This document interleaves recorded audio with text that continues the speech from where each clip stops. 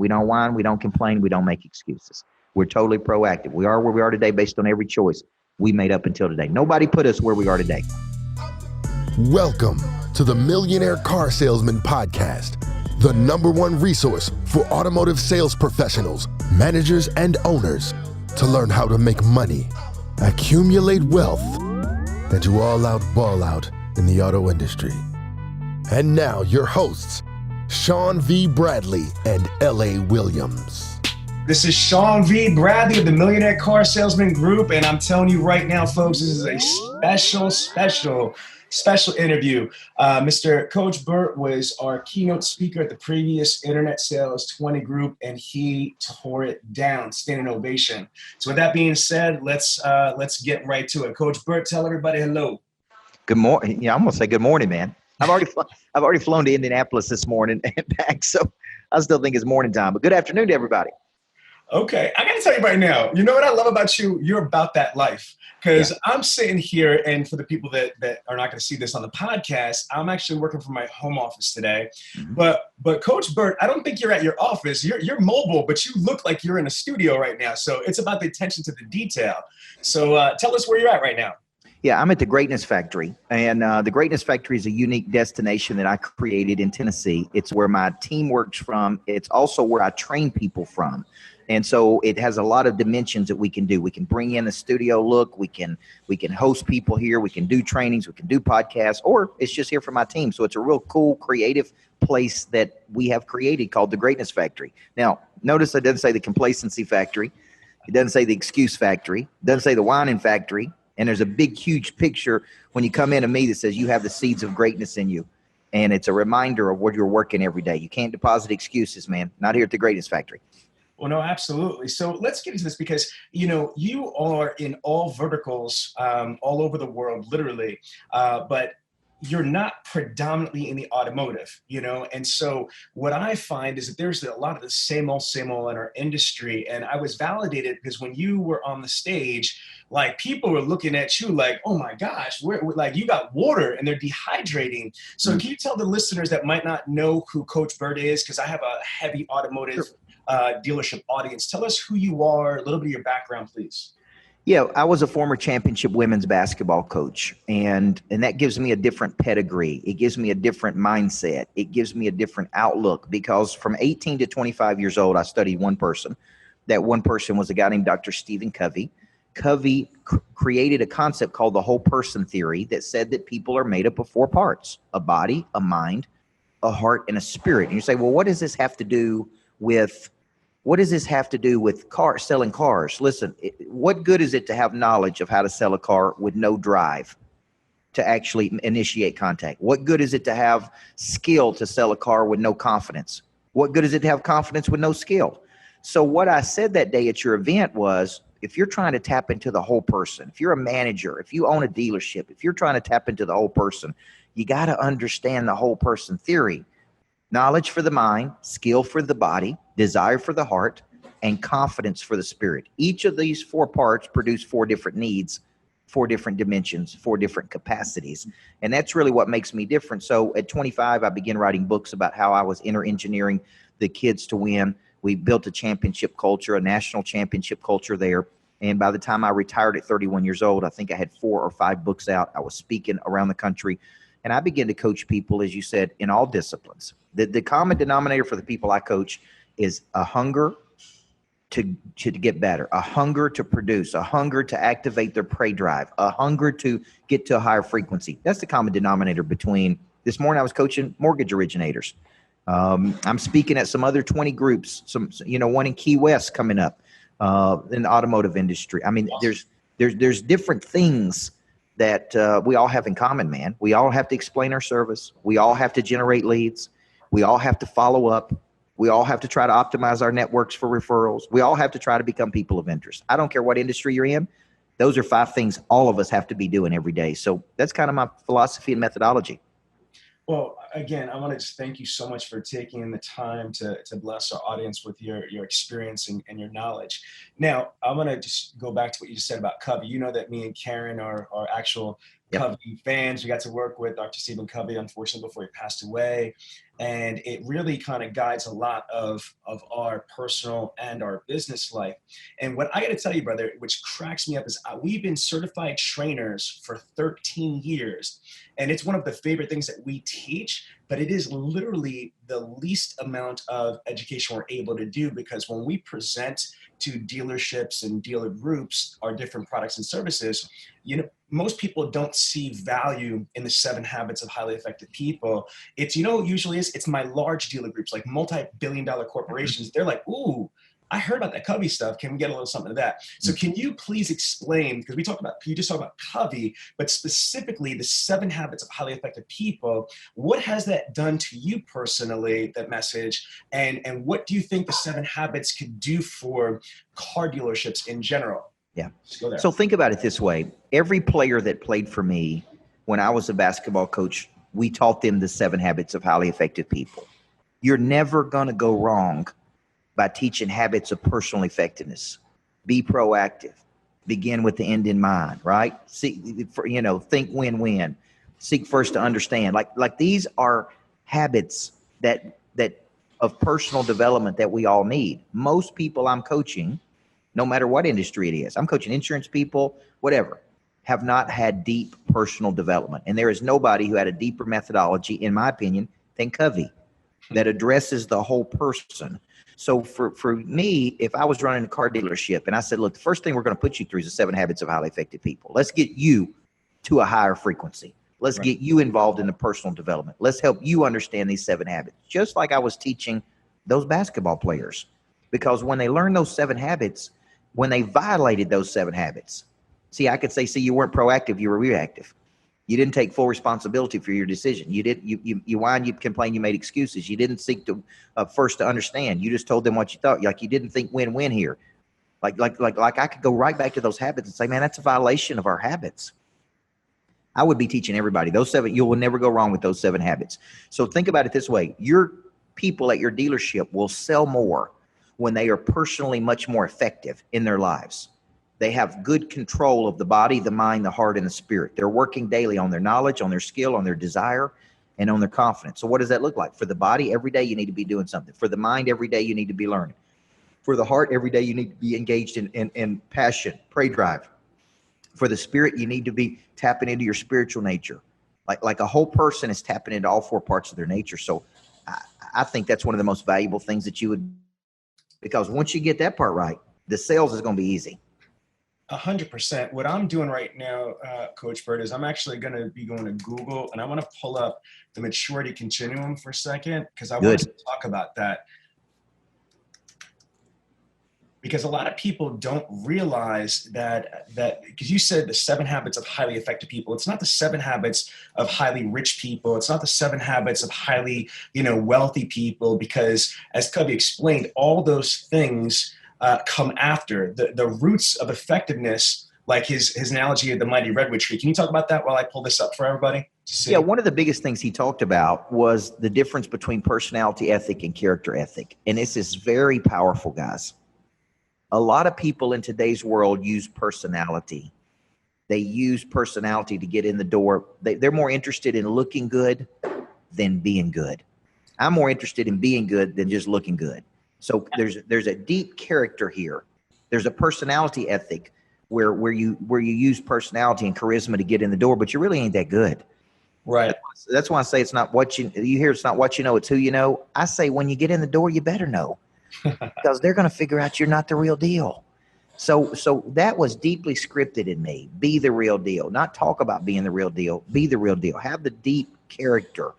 Have the deep character. And so for you, I think Covey taught this deep methodology with these principles and these continuums and this inside out concept where we focus on the whole person first. We go to work on the man.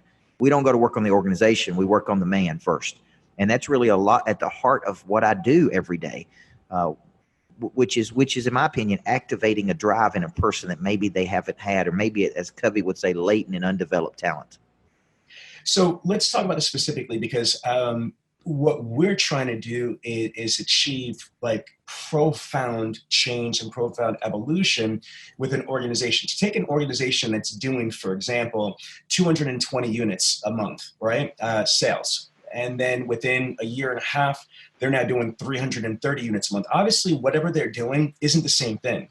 You know, they did something different to net increase 130 cars per month. But what took them from 220 to 330 is not what's going to take them to 500 or 1,000 units a month. Now, to do that, I want to, like, if you guys see my diagram here, if you see it, one thing about the 7 habits that Covey talked about is that there's 3 main maturity levels that people are at. You know, the basic, most primitive is dependence, then it's independence, but the nirvana or the highest state of mental maturity is interdependence.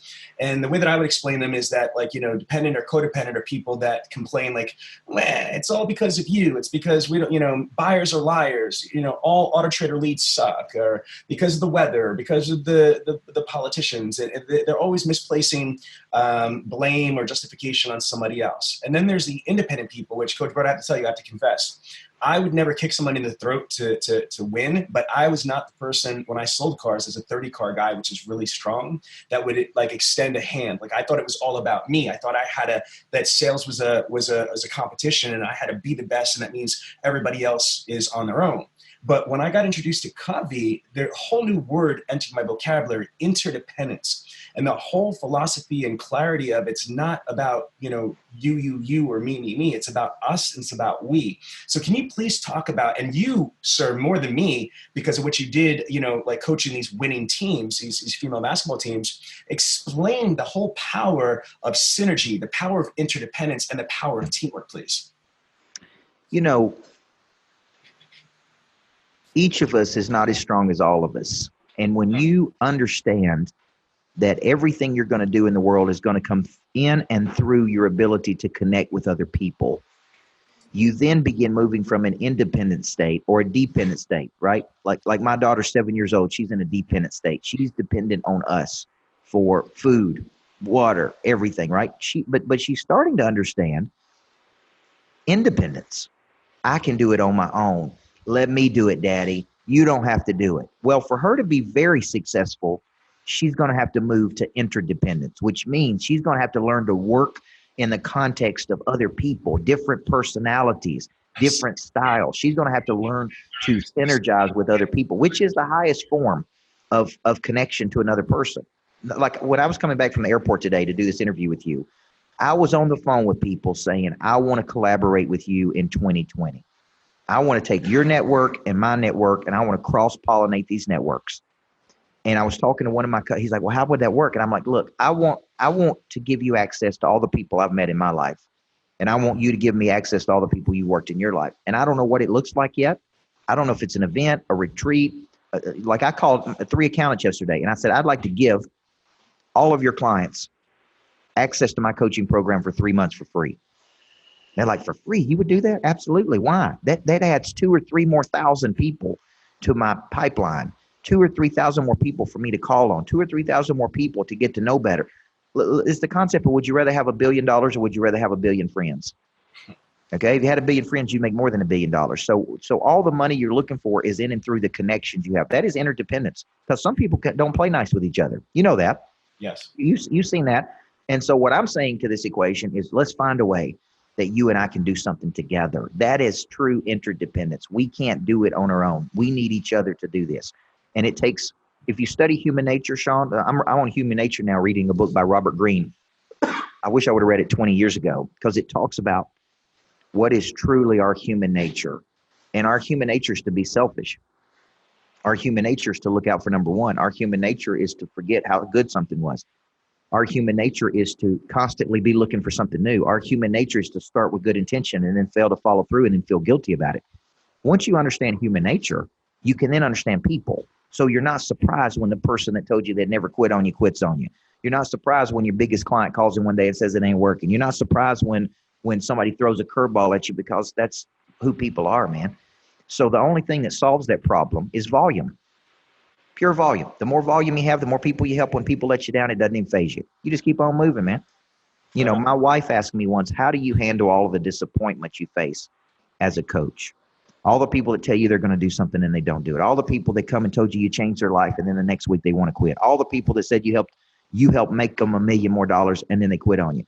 Here's what I say. It's human nature. What I need is volume. And the more people I help, then it comes to the point that it doesn't even matter. Like, it doesn't even faze me. It's like, okay, good luck to you, man. Somebody's waiting to take your spot right now. Somebody where I would feel celebrated, not tolerated. That's the concept of interdependence. It's truly getting to a highest level where you're seeing everybody as a potential collaboration, not to sell them something, by the way, just to help them get to a better place. Now, I want to say one more thing about this. I did a podcast the other day with a top real estate agent down in Alabama. He's doing 100+ deals per year with no team, which is almost unheard of. And I was extracting this information from him. And one of the things he said is the agent that has the most connections to other people wins, but they also have to have the best intentions. That's that character ethic Covey talked about. And they also have to go deeper with their clients. I thought it was a good formula. Most connections, best intentions, who goes the deepest. He said, that's how I'm doing 100 deals per year. That's character. He wakes up every morning at 4:30 and responds to all of his DMs, all of his direct messages on Instagram. He's got a coaching program for free where he's got like 10,000 agents in there. And why would he be doing that? He'd be doing it because those 10,000 people have access to deals, deal flow. So every morning at 4:30, he spends an hour responding to all the DMs. That's good intention, man. That's good intention. He's got the right motive. He's got the right heart. He wants to help people. So that's how we got to start thinking about how Covey really implanted this in us, is deep character, not personality. So my question goes to you, and we've had this conversation offline, online, in person before. Here's the challenge. The automotive industry has, like any other industry, they have multiple challenges. But in my 21 years as an automotive professional, one thing is glaring is that they have a 70 to 80% attrition ratio. So here's my synopsis, my executive synopsis. One is that they're hemorrhaging with HR. Again, with an attrition that high, that breeds tons of problems. Next is that, unfortunately, for the majority of dealerships and dealer groups in the country, they don't value their people. They much rather spend their money on marketing and advertising. Now, let me just digress for a second and say this. My personal philosophy is that I don't care what the hell you say. You could tell what's really important to a person when they spend their time and when they spend their money. And since most dealerships do not spend their time in properly recruiting and onboarding these professionals, they don't spend time in training, professional development, personal development, team building. And what they get is a mediocre employee that they blow out and replace. On the flip side, they rather spend all their money in marketing and advertising and throw shit against the wall with sticks. So with that brief synopsis, and I know that you've already had some experience with car dealerships. What is your advice? Coming from your world, how can we stop the craziness? How can dealers going into 2020 start making changes? Where do they start and what's the roadmap, Coach? If they invested time and energy and money into their people, they would move from selling X number of cars per month to the cars that they want to sell. Like I've been looking at new cars, right? At Denali's, Escalades. And I'm talking to the car dealer. They said, we're going to give you our best salesman. We're going to give you our best person, Coach Burt. Great. I asked him, how many cars are you moving a month? He said 20. I said, great, man. You're moving 20 cars a month? Do they train you? Nope. Do they have any coaching? Do they have any retention programs? Nope. Do they do anything? Nope. Listen, I told him I wanted to buy 2 Escalades. Okay. Or at least 2 Escalades. I want to go in there and I want to get it. I told him that I wanted to do it. Okay. He followed up with me maybe for a week after I left the dealership, maybe for a week, and a very weak follow-up. I told him what I wanted. I'm a qualified buyer. I'm ready to do it. And he hasn't been coached in follow-up. So how many more cars could he sell if he was coached, if he was trained, if he knew how to talk to me, if he knew how to follow up with? Here's the deal, though. I want you to remember this. It's not just the referrals from the current customer. It's the referrals of the referrals that can help you grow to a ridiculous level. But that's not going to happen if you don't have a touch system, you're not following up properly, you're not answering questions. So these dealers, and I know I got a dealer that lives in my subdivision, and I'm always banging on him about, man, let me train your people, man. Well, that's an expense. It's not an expense. It's how much money is it costing you? What if I go get those 2 Cadillacs from somebody else? What if I run around and tell everybody it was a terrible experience? What if whatever the case may be, trained people always outperform untrained people. Coached people always outperform uncoached people. So if you took that same money you're putting into marketing and advertising, I'm not telling you not to market and advertise, but take a percentage of it and put it into your people. Now, let me give you one example. I had a young lady on my team, on my sales team, that worked for me for 6 months, and she didn't sell anything. She come in, I didn't think she had that good of an attitude. She didn't work hard. And here was my stance. When she shows me that she wants to do better, I'm going to spend a lot of time with her, right? She didn't sell anything. That was a terrible thought pattern. At the 6 month mark, I began to pour more time into her, Sean. I began to pay attention to her. I began to coach her. I began to give her the attention she needed. She quickly went to selling $50,000 a month of coaching services. Some months she had $70,000. So annualize that out. That's $600,000 of coaching she's selling. She didn't do anything the first 6 months. I didn't pay attention to her for the first 6 months. When I paid more attention to her, she began to sell more. Now, that's not rocket science, guys. So if you can't train your people or qualified, then somebody needs to be coaching your people, because the trained people always outperform untrained people. I'm telling you, it's not just the connections, the best intention, that who goes the deepest. It's the referrals of the referrals. It's the 7 touches in the follow-up. It's the service after the sale. It's the re-engagement. It's the events you're pushing people to. You need to be doing all this stuff. Let me give you some data. So NADA 2019 says that the average dealership spends approximately $640 per car sold. So that means that if the average dealership sells less than 100 cars, let's just round up, they sell about 100 cars. So they spend $64,000 a month in advertising. So the average cost per sale is $640 per car. But Coach, here's the crazy part. That number is a farce, because I call it dumb dealer math. Okay, because this is dumb dealer math. And I'm a car guy, so I mean, no disrespect, this is what it is that all a dealer does is they take what their total advertising spend is and divide it by how many cars they sold. And so that's how they get to $640 per car. However, that's not taking into fact some realities like, okay, so you're telling me that out of every 100 units that got sold, none were prior customers, none were referrals, none were because you were a Ford dealership and the Ford F-150 has been the #1 selling vehicle for 40 straight years. None have been because you're the local dealership around the block. No. So if you really take in the reality of it, my math is that the average cost per sale is like over $1,000, maybe even up to $1,200 per unit sold. On the flip side, the average dealership spends less than $1,000 a month in advertising. I mean, in training their people. Now, remember, that means if you just divide it by 10 salespeople, that's less than $100 per salesperson a month. But the reality is it's not just salespeople. There's usually about 3 to 4 managers, including the GSM, GM, F&I, and there's some BDC people. So my math is that what we've tracked is that the average dealership spends less than about $72 per front side employee. That means sales, management, or BDC. So what I don't understand is how can you spend $64,000 in marketing and advertising? And remember, that's just marketing and advertising. Then you're spending all this money on your technology, like your website, your CRM. Then you're spending money on fixed costs like the rent, the lights, the this. Then you're spending all this money on HR, on payroll, on bonuses, commissions. There's a fortune literally that's being spent or invested.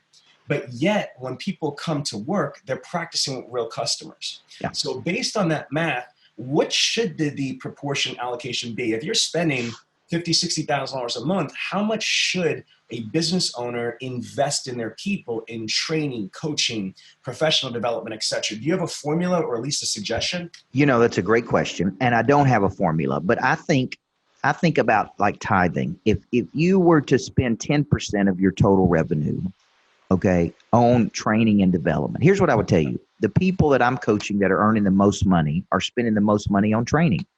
I've got a real estate agent that spent $87,000 in a year on personal development, whether it be with me, Cardone, whoever, getting better, going to things, being involved in coaching programs. But he's also making $100,000 a month. Right. Income. My top mortgage people are paying coaching fees. I'm paying people to coach me. So the formula needs to be, it's never an expense. Right. It's always an investment.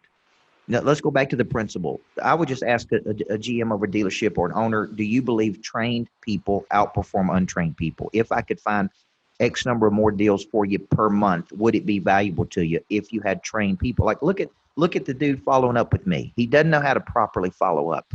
He doesn't know how to bring me to a decision. He doesn't know how to create a sense of urgency. He doesn't know how to say, hey, coach, if this has been good for you, who else do we need to be calling on? Like, I'd be calling on everybody. Everybody's got to buy a car. Everybody's going to drive a car, man. Everybody.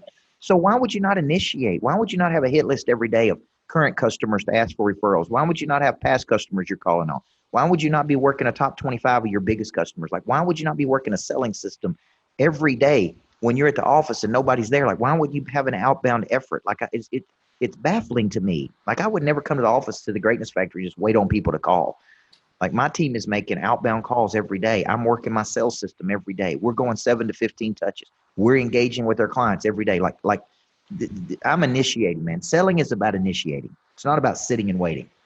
Let's go back. You had 3 different awesome points. I'm going to try to get into order. Let's go back to the point about like investing in yourself. I think Warren Buffett had said that one of the best investments he ever did, I think it was like $100 investment into the Dale Carnegie School. And can we talk about that? Because again, you're not from this industry predominantly. So I love hearing from experts like yourself on a global level outside of automotive, because there's so many things our industry does right that I'm proud of.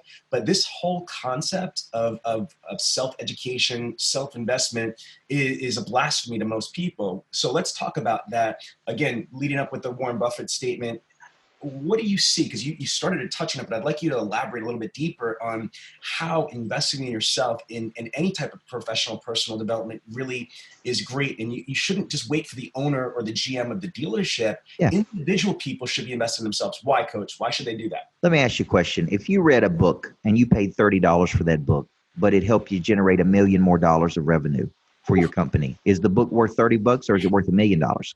It's worth $1 million. But this is the problem.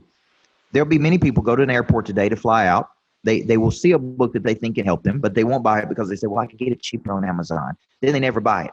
Right. You got to get out of this brain. Okay, let's go back to my story of origin as it related to personal development. At 18 years old, I didn't know anything about personal development. I was doing good things in high school and I went to college, but it was a coach that said to me, if you don't read another book this year, read the 7 Habits of Highly Effective People. Read First Things First and pick up First Things First while you're there. So I go to the bookstore. I never bought a personal development book before. I buy this and I didn't understand it, man. Sean, you can understand. I'm 18 years old reading Covey. Right. I mean, I thought a paradigm was a paradigma. I mean, I'm like, man, this is deep, man. We didn't talk about paradigmas at my school. I don't even understand what the dude's talking about. Character ethic, personality ethic. But I said, man, I'm going to go back and read it again. And I'm going to read it again. At 25 years old, I went to my mother. I was a high school basketball coach. I was making $24,000 a year. But I said, I want to learn from this dude, Covey. And they came to town and they said, I saw in a newspaper or something, 7 Habits of Highly Effective People certification.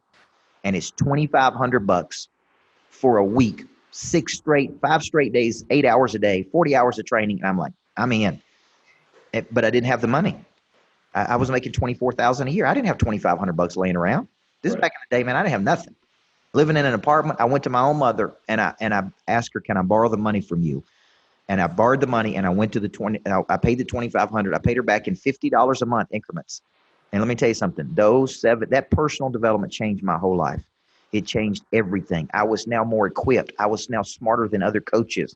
I had a deep knowledge that other coaches didn't have. I understood the whole person theory. So when I started winning all these games, all these coaches were coming to me like, what are you doing, man? I'm like, well, I'm deep involved in personal development. I'm reading Covey. I'm applying this material. I'm learning this whole person theory. I began writing books about it. They never would take the time to read the books. Right. So what happened? I just kept whipping them. man. I just kept whipping them. And then they want to know, what are you doing? Well, let me tell you what I'm doing, man. I'm reading these books and I'm getting smarter and I'm studying businesses. Well, the same thing is true of businesses that are just whipping other people's butts because they're studying and they're learning and they're training and they're in the online academy. I was going through my online academy last night and I was looking at it and I was comparing it versus Cardone's online academy. And I was watching some of him, some of me, some of him, some of me. And here's the conclusion. I almost went to bed mad. I love Grant. And he's offered me so many opportunities to do big things in the world, including speak at 10X, which was a life changer for me. But here's the deal. He's done such a better job marketing his online academy than I have. I'm going through my online academy. I'm like, dang, this is good. Like, this is some good stuff, man. it's deep and it helps and it's thorough and there's so much of it. And I'm sitting there and I had forgotten about how much stuff I'd put in there, updated weekly, all this stuff. And I'm sitting there going, I'm mad at myself. I'm not mad at him. I'm mad at myself for doing such a poor job of marketing my own content. Okay. Now here's the deal. I know that when I'm doing that, when I'm watching that, I'm getting better. When I'm watching his stuff, I'm getting better. I'm like training is making me better. Training is not something you did one time. It's something you need to be doing every day. Military trains every day. World-class athletes train every day. Top salespeople train every day. If you want to be world-class, you got to train every day. Okay. And that's just the piece. Now, whether your dealership pays for it or not, you should never put your destiny in the hands of other people. Amen. Why would you take why would you take your future and say, well, if the dealership will pay for it, I'll do it. Like I hear people will say, I get in your coaching program, Monster Producer Coach, if my dealership paid for it. Here's the deal. Dealership ain't in charge of your life. Yes. You are in charge of your life. And even if you get into the program, I'm not going to turn your life around. You're going to turn your life around. It's not up to me to do. I'm going to give you the tools to use to produce at a higher level. Now, it's totally up to you to take these and do something with them. Like people get into coaching programs or training programs. They say, well, the program's not moving the needle in my life. No, you're not moving the needle in your life. Because if I took the same information, I could get a 40% increase with it. And I could show you 35 examples of 35 people that are using the same information you said that didn't work and are getting significant increases with it. So is it that the program ain't working or is it you ain't working? Okay, we know the answer to that. So let's go back to Covey. Covey said, be proactive. Proactive means to take full responsibility for your lot in life. Reactive people blame other people. They take their destiny and they say, well, they didn't give me this and they didn't give me that and they didn't give me this. Listen, if you go back to the Bible, it talks about when Jesus is commissioning the disciples to go from city to city, one of the interpretations said, you don't need any equipment. You are the equipment. Like you don't need anything other than you. So I hear people say, well, their flyers ain't working.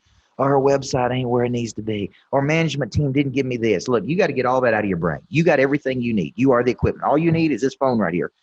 All you need is this phone to make outbound calls. That's all you need. This is a mindset that I try to implant in the students I coach. We don't whine. We don't complain. We don't make excuses. We're totally proactive. We are where we are today based on every choice we made up until today. Nobody put us where we are today. Amen, man. Listen, I love listening to you. Matter of fact, I learned a couple things from you, from your workshop that me and my people attended. By the way, thank you again. You put on one hell of an event. Thank you. Talk about the top 25. Okay. I've never really thought of it like that before because I've never really had my own coach. I just had a FITFO, figure the fudge out. I'm a car guy. I'm like from the streets. So for me, like I'm hunting and killing and that's how I'm surviving. But I thought about that and I'm like, damn, that was fire. I have not even had a chance to even tell you, Coach Burt, about that. Like I really want to get some structure on that. Can you explain your concept? But like, I really believe that most car people don't have this philosophy on the showroom floor or management, but they really should. So I love this. So this is a good nugget, folks. Listeners, listen to what he's about to tell you because it really kind of moved me and it's going to help in Sean Bradley at Dealer Synergy kind of restructure his top clients and his top resources. So Coach Burt, share some of that wisdom that you were talking about, the top 25. All right. I want to go back to when I was a basketball coach. I had plays and the plays were preset. So I'd come into a game and I'd work certain plays and we would chart those plays to see if they worked or if they didn't work. And if they worked, we kept running them. If they did not work, we threw them out. Then I retire from athletic coaching, start a business. Now I'm a salesperson. I'm trying to sell a product or service, but I don't have any plays. And I'm sitting there like, man, I need some plays. I need to be calling on new people every day. Let's call that a hit list. I've been looking for new money every day. Let's call it a hit list. Then I got people that have indicated interest in my services, but I haven't closed them. I'm farming those people. Let's call it a farm club. Then I got these people over here who are new customers, but I really want them to be net promoters. So let's call our new customers net promoters, which is putting us in a forward mindset. But then what if I had 25 people that knew me, loved me, believed in me, would fight for me, would advocate for me, that would send me 3 referrals per year. So I'd get 75 new deals out of 25 great people. I'll tell you what, those are not just promoters. Let's call them advocates because an advocate will fight for you. An advocate will stand up for you. An advocate will say on a scale of 1 to 10, it's a 15. I've already told 10 people about you. So what I started doing is saying, What if I build 25 stark, raving, crazy advocates? How do you build advocates? You advocate for them. You feed them time, energy, emotional support. You believe in them. So I started building out this 25, this power 25 champions, 25 people that believed in me, 25 that would fight for me. Then I started touching each of those people on a regular basis. Then I started loving on those people, supporting those people, feeding those people emotional support. And sure enough, every year I was doubling my income. So I was going from 150,000 to 300, and 300 to 450, and 450 to 700. And many of it was coming from these 25 people, these 25 advocates. So I want you to think of an advocate as a person who really believes in you. They have a strong referral capacity. They're opening doors for you. They're there for you. They emotionally support you. But you got to spend time with these people. You can't ignore these people. These people need your attention. They need your time and energy. So I think of mine like my VIPs. They get VIP access to things. Like today I was flying on my plane up to Indianapolis to speak this morning. I'd call one of my advocates and say, hey, man, you want to fly with me tomorrow? You want to go with me to Indianapolis and spend the day with me? You want to do this with me? You want to go to dinner with us? You want VIP tickets at this event? You want to sit on the front row? What my advocates gets first right of refusal on everything. That's how strong a relationship it is. You can make $1 million a year with 25 people. That's strong. And so how it translate to the automotive world is obviously, you have access to a lot of people, whether they're in the community or they're from the dealership itself that are, these could be repeat customers that have purchased multiple vehicles from you, or these are people that might not have purchased from you, but they're in a position to provide you with really strong referrals, whether they work in a gym or they work in a restaurant or they work at the motor vehicles. They have access to a tremendous amount of people and they're able to provide you with referrals. So again, going back to Covey, it's identifying the win-win. You know what I mean? It's identify, like you said, might not just be all monetary. It might be emotional. These people might be really big fans and just appreciate the attention, appreciate the personal touch. This could be just that phone call. And again, here's the other thing I think it's missing, Coach Burt, in our industry is CRM. I am a huge CRM advocate, and CRM is 3 simple letters, but such profound meaning. Customer relationship management, relationships. I believe all sales is really truly a relationship business. And if we are in sales, but we're not into the relationship business or the people business, you're going to be broke or you're going to be frustrated. What say you? Do you agree or no? Yeah, I think as I'm listening to you talk about that concept in the dealership is if every person watching this sat down today and wrote down 10, 15, 20 people that had fed them deals. Let's call them feeder systems. These feeder systems, remember, it's not just the referrals from your current clients, it's the referrals from the referrals. So when you dig in, so here's what I would be doing. If Sean Bradley was in my top 25 and I'd sold him a car or a couple cars or the last X number of cars, man, I'd be touching base with Sean, not just on his birthday, not just on his anniversary. I'd just be calling Sean and say, hey, man, I've got something going on. I'm going to this sporting event. Would you like to go with me? Hey, Sean, we got an event here at the dealership where we're going to be doing barbecue and stuff. Come on down here with me and see me at this. Hey, Sean, we got a new Escalade coming out, man. I want to drive over to your office and show it to you. I don't care if you buy it. See, you got to get out of the intention that everything I'm trying to do is sell you something. Yes. You got to get into the intention of I just want to help you. Sean knows people, and he may go tell other people, man, you got to see this new Escalade. You got to see this new car. You got to see this new event. Like I live in Tennessee, so people aren't driving Lamborghinis in Tennessee, man. You know what I'm saying? The highest we go is Escalade. Escalade's a real nice vehicle in Tennessee. And so we got a private jet, just for the record, people. Let's keep it real. Yeah. So my point to you though is, let me go back to something I said earlier. All the money you're looking for is in your synergies and connections to other people. Your whole day should be spent around how many people can I connect to today in any way I can. But what if I had 25 Sean Bradleys that was fighting for me? I need to stay in touch with, man. I need to love on them. I need to spend time with them. I need to engage with them. I need to activate the prey drive to help me in them. And that's the concept of the top 25. So every car dealer could be using this. The dealership should have 25 people that are their biggest customers. People spend the most money with them. People that advocate for them. Listen, if I went into any city and opened a dealership tomorrow, here's what I would do. I would have an influencer event where I had every major influencer in the community come to our dealership. I'd be trying to get access to the influencers. I'd be trying to, right? Like I'd be trying to get connections to the most successful people. I want them on my dealership. I want them looking at my cars. I want them around.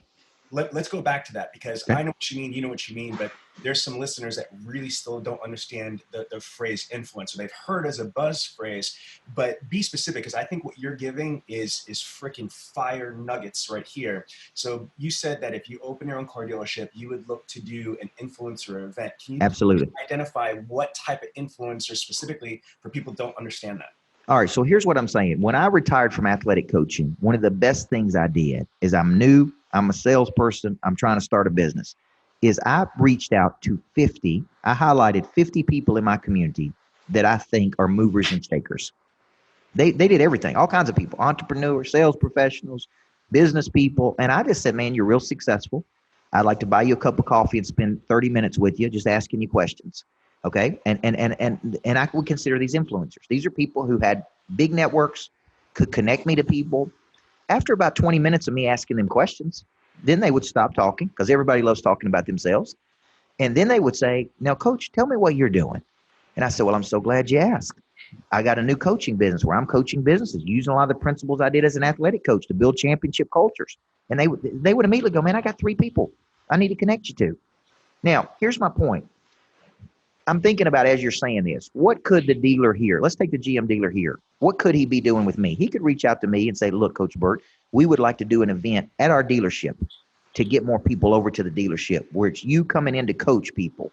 It's you coming in to do a business session. And we're going to go out to the community, push as many people as we can. See, we want people on our site, on our campus. Because if they don't come to our campus, they ain't going to buy anything from us. So I would be hosting parties at for influencers, social parties, entertainment parties. I'd be having concerts at my dealership.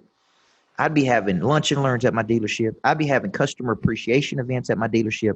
I would be trying to connect to anybody who's an influencer in the community, meaning a mover and shaker, a person who has influence. Like, here's the deal. I live in a city. I'm a very visible person in my city. I'm out there constantly moving around. I got a $100,000 Mercedes Sprinter van I drive on. It's got a big picture of Coach Burt on it. How many dealerships do you think have ever called me and said, Coach, we would like to be involved with you in some way? How can we sponsor something? That's crazy. Zero. Right. I've lived here for 20 something years, man. I'm like, they're not thinking. See, this is new for me too, because I used to think, how much am I going to get paid to do it? How much am I going to, that's the wrong way to think. You ought to be thinking, how can I get access to those people? How can I get access to every one of those people? That's how dealers need to be thinking. That's how people need to be thinking. All the money you're looking for is in the pockets of other people through the connections. You don't want the money, you want the people. That's the big revelation you got to have. All right, now, just because I've taken a lot of your time, I want to transition the conversation if we can. It's called The Millionaire Car Salesman for a couple of reasons. One is that I know personally numerous millionaires and multimillionaire, automotive professionals that sell cars, not even managers or owners, that are people today that are selling cars on the showroom floor that are millionaires and multimillionaires. You're obviously very successful. You talked about not having the original $2,500 for the Covey training, and to now where you have your own private plane and you're flying all over the place. So first question is, what type of mindset do you have in order to become a millionaire? You know what I mean? Like it's like, I guess, a champion. There's a difference of playing the game versus being the champion of that game and being a recurring champion. So can you just share with us, what does it take to be, a millionaire? All right, that's a great question. And I've got a new book coming out called Single Digit Millionaire. And what that means is your net worth is between $1 and $10 million. You have built a net worth between $1 and $10 million. Okay. So to have a net worth between $1 and $10 million, you got to figure out how to make some money somewhere. So I have a formula I talk about in that book. And the formula is spend a decade refining one hard skill. And a hard skill is a primary skill that solves a problem for other people that you become great at. My first one was coaching people through the whole person theory. See, here's the translation. When I was 25, I wrote a book about how I was inner engineering kids to win. Where did the inner engineering come from? Covey. I've spent 7, 8, 10 years refining that skill. I then go out to speak. I speak for an hour at Dell Computers. They paid me more in an hour than I made in a whole month coaching basketball. What were they paying me for? My hard skill. See, a lot of people, most car dealers, most salespeople do not have a primary hard skill. That may be communication. It may be how you overcome objection. It may be negotiation. It may be connectivity. It may be like you have one skill that you are a master at. Now, what happens when you have one skill that you're a master at is you begin building demand, and people want that skill. So the next thing you know, you look up and you go, oh my goodness, I got 300 people who's calling me. 300 people want this skill. 300 people are following up with me. Now I've got a network of people. So step one is I got to build a primary skill. If you want to make $1 million a year, okay, number one, you got to build a primary skill. That is you are the best at what you do. Like my whole skill, I try to be the number one guy in the world at activating the prey drive in other people. Okay, that's my skill. Where did that skill come from? 27 years of coaching people. If I build enough demand and that skill is strong enough, I can get to the point where I charge whatever I want for that skill. 100,000, 200, 300,000. If I can prove to Sean Bradley that I can make him $5 million, all he's got to do is give me $1 million of it. He'd take that deal every day. Absolutely. Everybody would. Absolutely. So my point is the first step that this is what's happening in the Instagram world that really bothers me. There are people out there who are skipping the first step. They've never built a primary skill. They are then trying to coach other people on how to do something they haven't even done. You follow what I'm saying? And people are buying it. Right. Like I can't tell you how many coaches are out there, people that say they're coaches and they've never won anything or built anything or earned any money. Like you need to get to the point where you do it. Right? That's the hard skill. That's a decade of that. Step two is the second decade, building a network, because all of your net worth is tied to your network. Like through my networks, like I am now about to have a call center where I've got 30 to 40 people making outbound calls for me every day. They're gonna acquire customers. They're gonna conserve the customers. All I got to do is coach. That's going to multiply my sales team by thousands of phone calls a day. Okay. Now, where did that come from? It came from my network. One of the insurance people I'm coaching that are masters at call centers. So where did they come to me for? To coach their people through the whole person theory. See what I'm saying? It's all connected. Yes. Then step three of becoming a millionaire is leveraging your network, taking money from your business, the excess cash that you make. Okay. I remember when I woke up and I had $100,000 in my bank account. Then I woke up one day and had 200,000. Then one day I woke up and had $900,000 of cash. And I'm like, dang, where'd all this money come from? And it came from working my selling system, delivering a skill. Then I started going, I need to be reinvesting this money. I need to be using this money. Like it's stupid to have that much cash. And so what I started doing is buying real estate. Then I started buying unique kinds of real estate that drove up my net worth significantly, where I was using that real estate for my coaching business. I call that intentional congruence. I was taking money from my coaching business, buying real estate that was appreciation. People were paying it down, and I was using it to do retreats. So I would take a piece of real estate, put $200,000 down on it, and within 6 months, make $500,000 by using the real estate. Well, here's the deal. You can't get involved in plays like that unless you have a hard skill and you're generating enough money. Does that make sense? Absolutely. So step one, hard skill. Step two, build network. Step three, leverage network to put bigger deals together, and then decide how you want to reinvest it. Now I'm reinvesting a lot of money in my business, new people, more marketing, more expense, right? But I'm also buying more real estate. I just bought a place in Nashville to do the retreats. I got a lodge. I got a place in Florida. So my point is, I like using real estate to generate more money. And I think a lot of people don't get that, but you first got to have some money, and the money comes from the primary skill. So that's my 3 steps to becoming a millionaire. So when's the new book coming out? You know, I'm down to the very end of the book. I got 1 chapter left. And here's the cool part. It is single digit millionaire and how to get to double digits. So I am just a single digit millionaire. I can't tell you how to get to double digits. Okay. But so I'm not qualified yet to tell you that. So I'm going to call in some of my rich friends, some of my wealthy friends. And I'm going to say, how did you go from 10 million to 20 million? What did you do? They're going to tell me we added people, we opened up new markets, we did this. I'm going to put that in the book at the very end. So to get to double digits, you got to get to single digits first. Right. I mean, less than 4% of small businesses will ever break $1 million of revenue. If your company doesn't break $1 million of revenue, you're not going to make $1 million. Amen. So you got to get your mind thinking at a bigger frequency.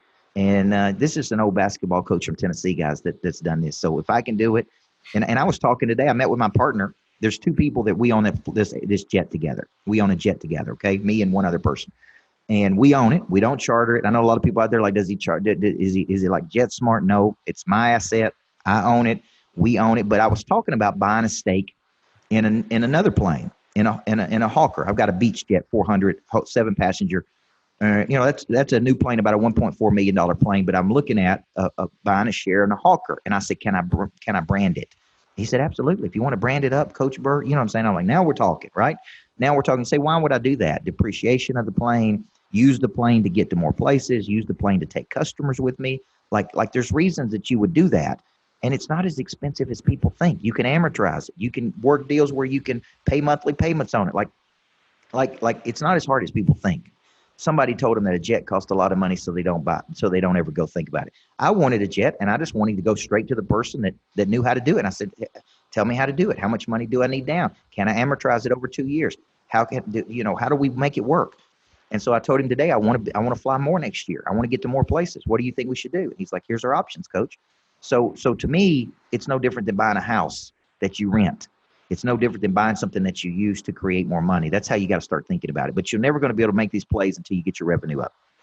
Man, this has been exciting. Do you believe we've been almost an hour into this podcast? This is exactly what I thought it would be. Nonstop, machine gun bullets flying of information nuggets. Okay, so in closing, Coach Burt, how can somebody get a hold of you?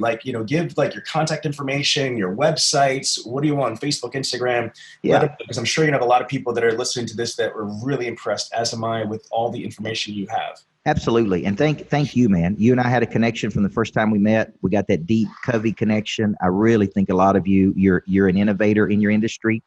When I talk to people in your industry, they talk about you and tell me they know who you are. So you've become a person of interest in that space. And I'm proud of you for doing that. And you didn't have to give me your stage. You didn't have to give me a spot to speak at your event. You didn't have to do that. So that means a lot to me. So thank you for that. The people that are looking for me, just go to coachburt.com, man. Coach Micheal Burt. Follow me on Instagram. I put out a lot of content. You could follow me today when I'm going up to Indy, me flying up there with the team. Coach Micheal Burt. Just search me out on anything. I put out a ton of content. My YouTube channel, I have a ton, hours and hours and hours of content. My online academy, the Monster Growth Academy, has all of my philosophies, sales philosophies, mindset. And I really want to become and in some instances, the modern day Covey, man. I mean, to me, Dr. Covey was so influential in my life. I want to have energy, but I want to have substance. Energy without substance is not, I'm not interested in that, man. I'm more interested in being good than looking good. So I'm interested in helping as many people on planet Earth as I can. Let me just say this.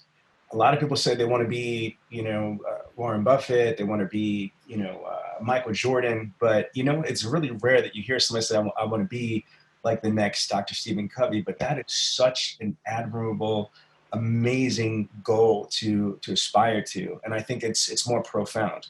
And I just noticed something. You guys had the same barber. Yes, I had to cut my hair like Covey, man. I thought so much of him. I'm like, man, let's go all in. I'm trying to get my team to cut their hair like mine, but I hadn't worked it out yet. Well, Chelsea in? Yes, sir? Chelsea said she may be in. Well, listen, again, thank you so much for your time and your wisdom. And I know for a fact that Dr. Covey would be extremely proud of how you have perpetuated his vision and the spirit of Covey. So thank you so much. Again, I appreciate you, my friend. Thank you, man. Thank you so much. Thanks for having me. Ladies and gentlemen, if you like it, you love it, you want more of it, then don't wait for the next money show. Just go to bradleyondemand.com and take your career to the next level.